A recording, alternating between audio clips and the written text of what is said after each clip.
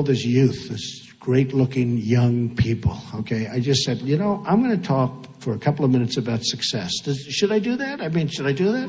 Or do you want to hear about this boring politics, right? Should I talk about a little bit?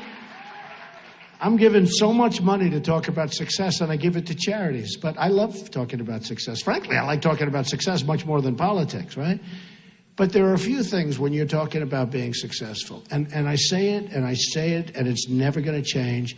You have to love what you do. You're all young. Ideally, you'll love something that's a good business. For instance, some businesses aren't good business. I won't name them, but they're tough businesses. Other businesses historically have been good businesses. You have to absolutely love what you do. Ideally, love what you do in a good business, but you know what? If it's not necessarily that good, the loving is more important than having that good business. Some people want to be teachers. I mean, some of the happiest people and the most successful people that I know are people that aren't the richest at all. They don't make it all the most money. They're teachers. They're scientists. I know people that are scientists that are like, they can't wait to get to work. They can't wait. Policemen, you know, our police departments are, I think, terribly disrespected. I think they're not given the credit for the great job they do. I have to be honest with you.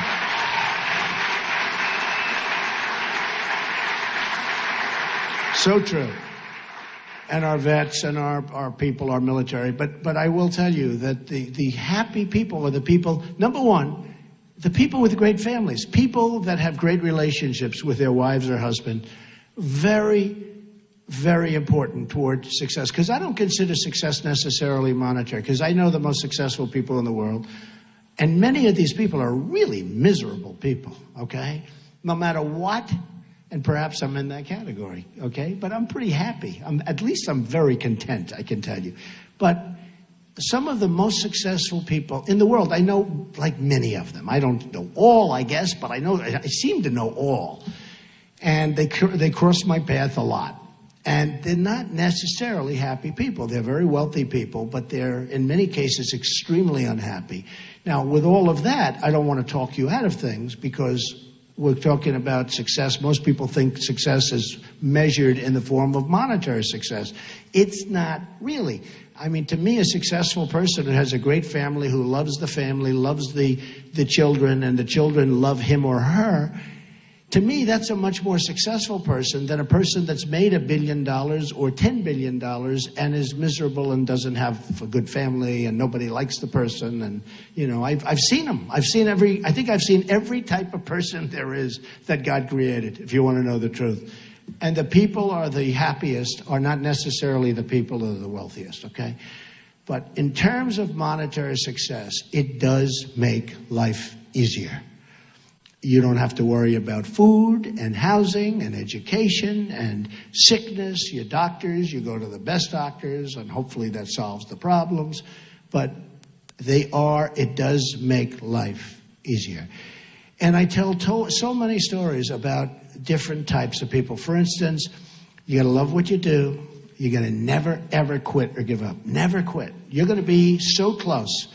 My father used to tell a story. He thought it was funny, but I actually thought it was more of a lesson. He viewed it as funny. And it was about a man who loved the cola business. He loved, you know, soft drinks. That's what he loved. He just loved the business. Isn't it strange how people like different businesses? Look at all these geniuses, the heads of your college. And I think you like this better than politics, too. Don't we like this better? This politics, oh. So what happens is he loved the cola business. And he founded a company. It was called 3-Up. And my father would tell this story. He'd laugh. But I'd listen, and I'd say, I don't want to laugh. It's a lesson. And he found his company, 3-Up. And he was very proud, but the company wasn't making it. Didn't work, and he gave up, and it was just no good, and it went out of business. But he never wanted to quit. And he did another one. It was 4-Up. And he did 5-Up. And he did 6-Up, and they would all fail. And he just kept failing, and finally he gave up. And my father would say, if he only came up, if he just worked a little bit harder, just one more, he would have had 7-Up, and he would have been a tremendous success. And I laugh because I think of my father telling me that story. And we viewed it differently. And what I viewed it is not as comedy. I viewed it as never, ever give up. You know, just never give up. You can't. I view another word that you never hear when you're talking about success, and that's momentum. Some people, and you have to know about yourself. You have to know about momentum. Some people have a great momentum. It's even like me on the campaign trail. I took off 3 or 4 days, which is a lot because I've been going for months without any. A lot of people say, unlike Jeb, you have very high energy, right? It's true. But, you take 3 or 4 days off, and that first day or two back, it's like, you got to get going. You got to get going. It's almost like, don't take any time off. Vacation. If you want vacations, you're not really in the right business. I hardly ever take time off because I love what I'm doing, whether it's my business or whether it's now this. We're going to make America great again. And whether it's this, no matter what. But the word momentum is a very important word, and you have to understand it. And you have to understand how to think about momentum. And it's a word you never hear when you hear about success, but it's so important. And what happens is there was a man named William Levitt. And I had great respect for him. He was a great real estate person. And he was a young man, and he built Levitt Towns. Has anyone ever heard of Levitt Towns?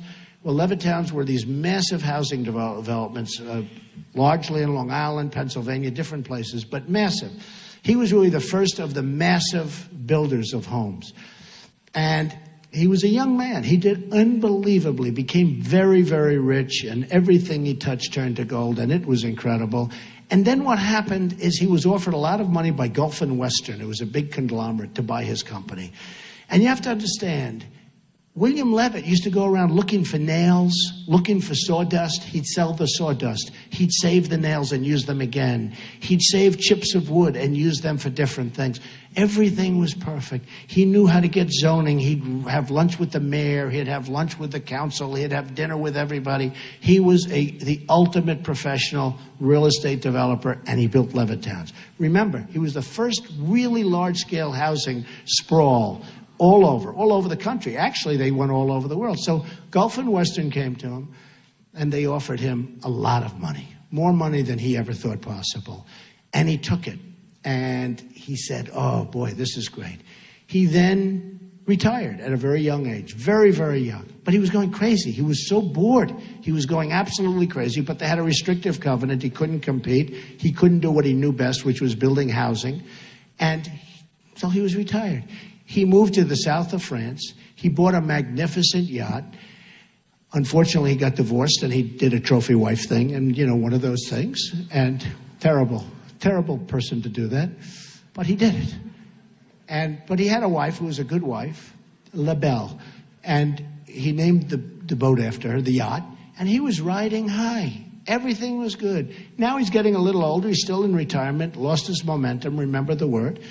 And Gulf and Western comes back, and they're dying. This is a big company, but they're dying because they don't send people to pick up nails. They don't send people to sell the sawdust. They don't send people to take the little scraps of lumber and bring them down and sell them and get very small amounts of money, but it all adds up. And they're losing their shirt with this company they bought. They couldn't get zoning because they don't take the mayor out to dinner, and they don't do the things that you have to do. And they couldn't get zoning. They had all this land. They went crazy with buying land, and they couldn't sell the company because it was a mess. And they destroyed the company. And they went to William Levitt, and they said, we'd love to sell you the company back. And he said, I think it was about 12 years, he was out, okay? Lost that whatever it is. And after 12 years, they came to him. They said, we'd love to sell you the company back. Would you have any interest? Yes, I would. I'd love to buy it back. So he bought this big company back, bigger than what he sold. He had all this land that was unzoned and all. And he worked like crazy. He worked 24 hours a day, work. And he went bankrupt, out of business, totally bankrupt. The biggest, he went bankrupt. And by this time, he was an old guy, and I was at a party, and I was the new hot guy in New York. I was doing great with real estate, and I was on the covers of Business Week magazine and Fortune magazine. I was doing really well. And there was a man named Steve Ross that a lot of you folks would know from Warner Communications. And he was a hot guy in entertainment. He built Time Warner, and he was a great guy. Passed away from cancer, unfortunately, but he was an amazing guy, one of the great people in the history of the entertainment business. And he was giving a cocktail party. He had 50 people on his Fifth Avenue apartment. And I walk into the apartment. I was invited. And I see 50 people. and most of them are in the entertainment business. And I saw one person, pretty old guy, and he was sitting in the corner, and his name was William Levitt. And I went over to him because I was attracted to him because he was in my business. I didn't care about the entertainment people. I cared about him. And I said, Mr. Levitt, how are you doing? Donald Trump. He said, yes, I know. He said, I'm not doing well. I'm not doing well at all.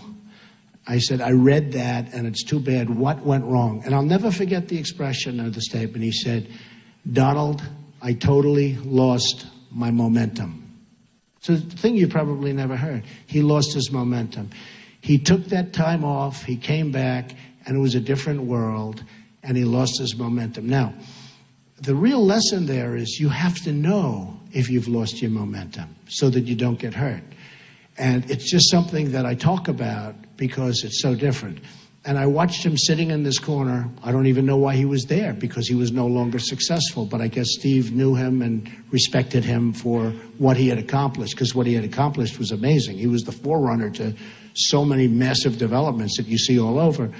But he said, I lost my momentum, Donald. I lost my momentum. I've never, ever forgotten those words. And I've always remembered them. And what you want to do is you want to keep going, keep going, keep going. But if you think you lost your momentum, slow down and refocus on maybe something else, because it's so important to keep the momentum going, okay? So important. So that's one of the many, many elements or stories. And one quick one that we